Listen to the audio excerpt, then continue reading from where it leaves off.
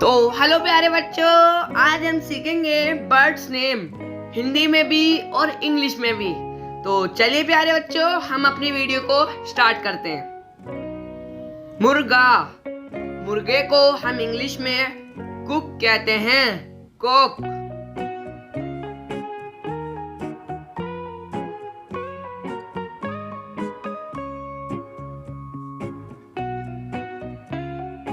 कबूतर, कबूतर को हम इंग्लिश में पिजियन कहते हैं, पिजियन।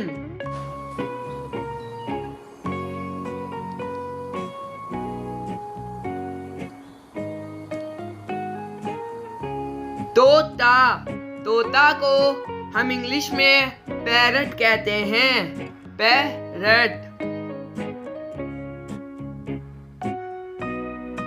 कौवा, कौवे को हम इंग्लिश में क्रो कहते हैं, क्रो।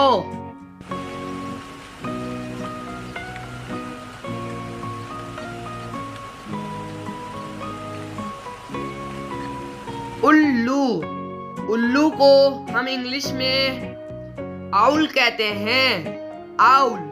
तो प्यारे बच्चों, आपको अगर हमारी ये वीडियो अच्छी लगी हो तो प्लीज वीडियो को लाइक, शेयर एंड सब्सक्राइब करना ना भूलें। Thank you, thanks for watching.